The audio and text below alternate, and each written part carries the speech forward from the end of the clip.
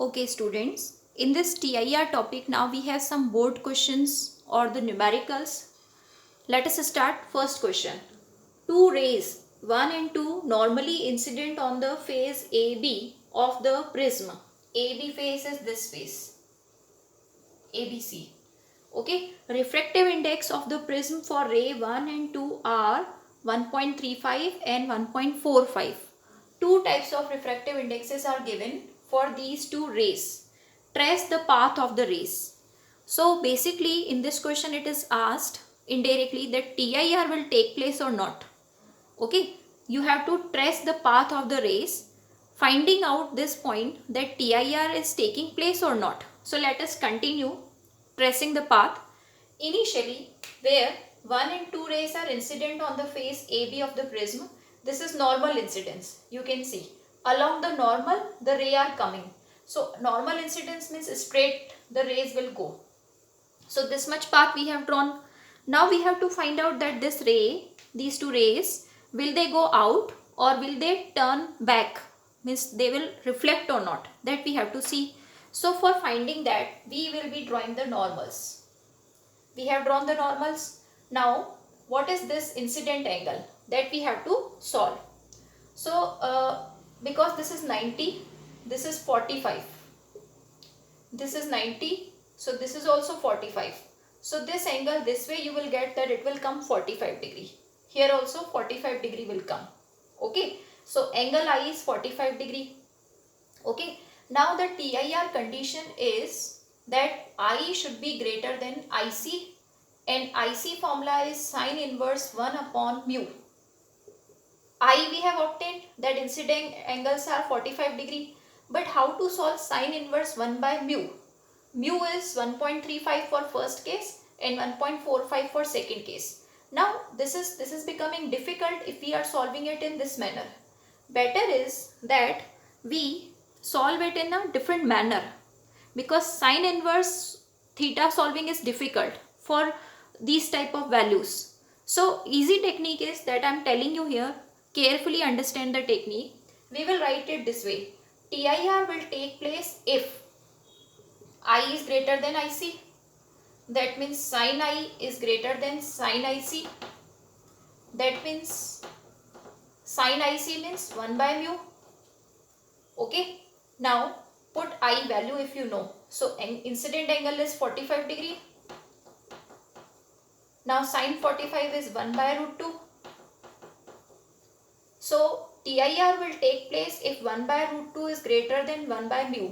That means if only root 2 is less than mu. Okay. When we talk about the fractions, no, it happens, the sign changes.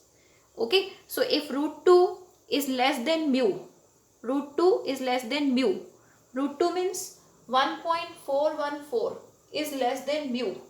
Then TIR will take place. So this is the final condition we have achieved. Now only we have to compare the mu's for these two rays. So let us write it here. Write for ray 1. Okay, for ray 1. What is the refractive index of the prism for ray 1? For ray 1, the refractive index of the prism is 1.35. So 1.414, is it less than 1.35? No. So that's why no TIR will take place for ray 1. No TIR will take place. Okay. If we complete the path of this ray 1. Okay. So you can see now we are going from denser to rarer medium, glass to air. So it should turn away from the normal. And no TIR will take place. That means it will go out of the prism.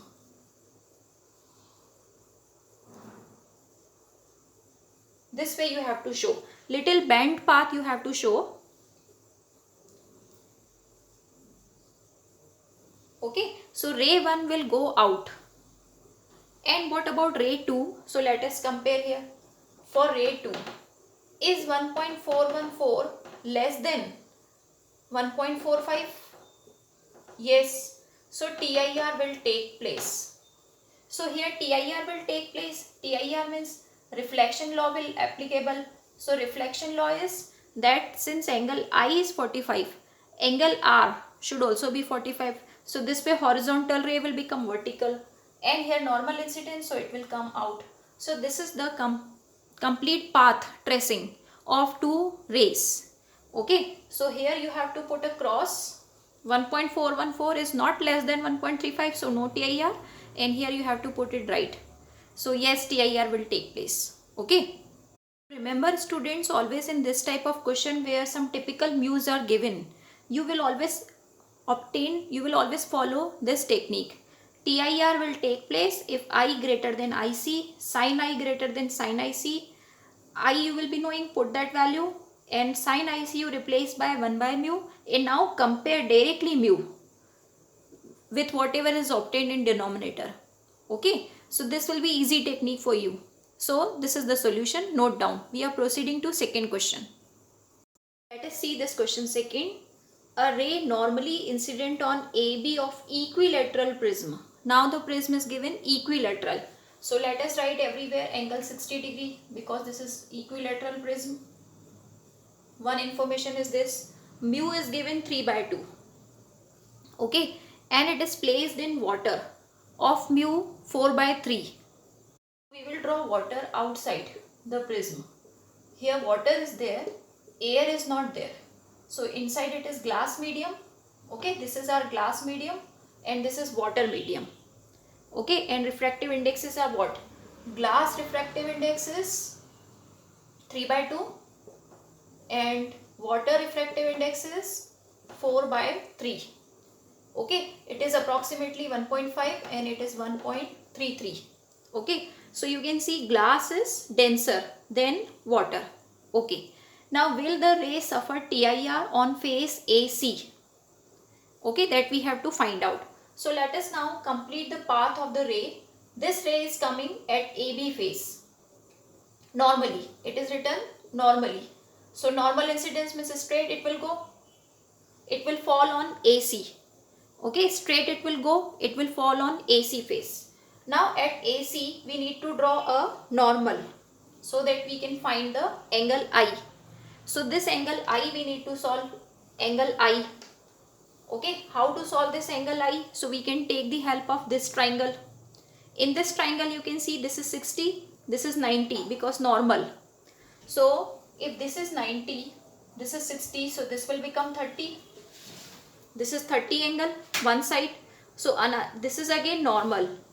Prism face and this red line is normal. So this angle I will become 60 degree. So our angle I is 60 degree. Now we have to find out whether TIR will take place or not. So for that we will write again in the same manner. For TIR to take place, angle I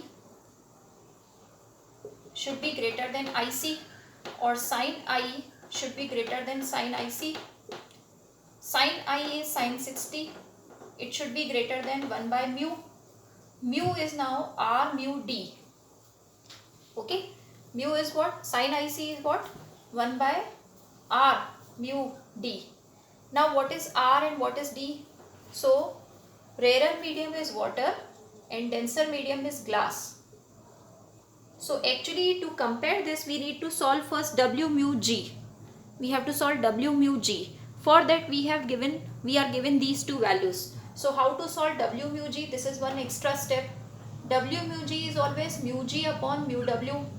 Put air common in both. So 3 by 2 upon 4 by 3. If we solve it,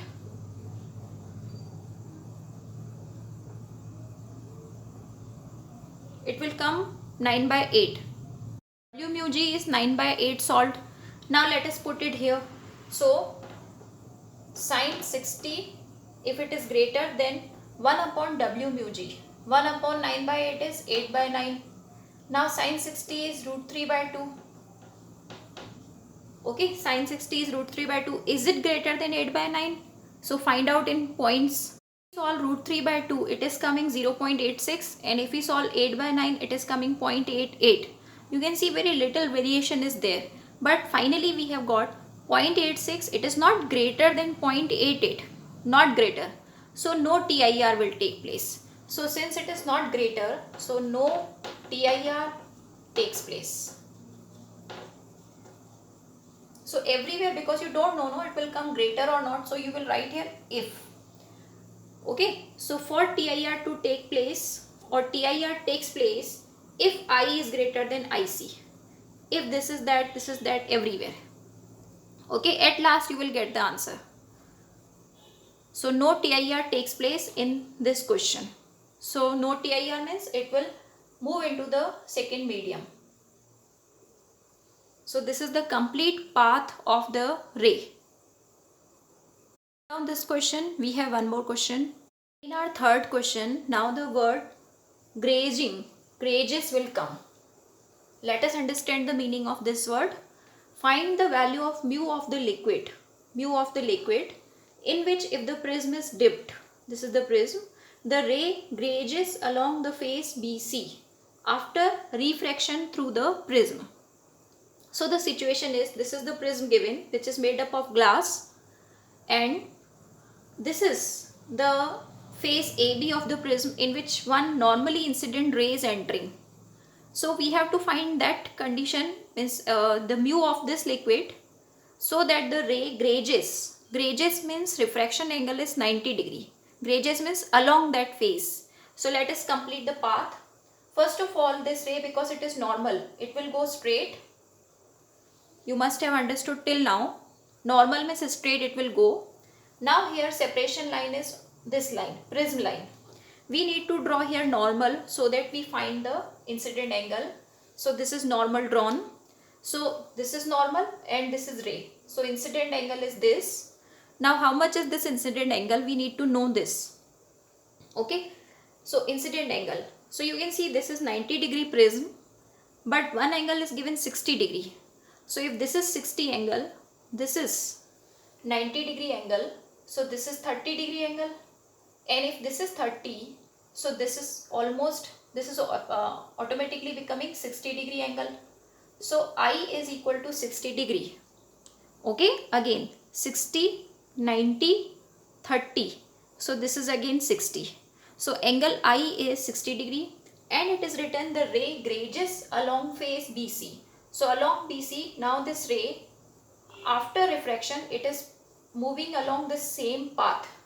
So with normal, angle R is always noted, that is 90 degree. So sine I and sine R both we know. Okay, so we will write here our Snell's law. Sine I upon sine R. It is sine 60 upon sine 90. Sine 90 is 1. Sine 60 is root 3 by 2. Now this sine I upon sine R is equal to mu. Now which mu we have to put, as I have explained you before also. Since we are moving from glass to liquid, so it will come G mu L here, G mu L, because we are moving from glass to liquid. So G mu L equal to root 3 by 2. This we have obtained. Now glass refractive index we know, and liquid refractive index we have to solve. So separate them by this formula, mu L upon mu G. G mu L equal to what? Mu L upon mu G. It is equal to root 3 by 2. So finally we want mu L, liquid refractive index. So mu G will be multiplied that side. That's it. So root 3 by 2 into 1.5. 1.5 is 3 by 2. So 3 root 3 by 4 is the answer of mu L, liquid refractive index, which was asked in this question. So this way the questions are to be solved. Okay, practice these type of questions.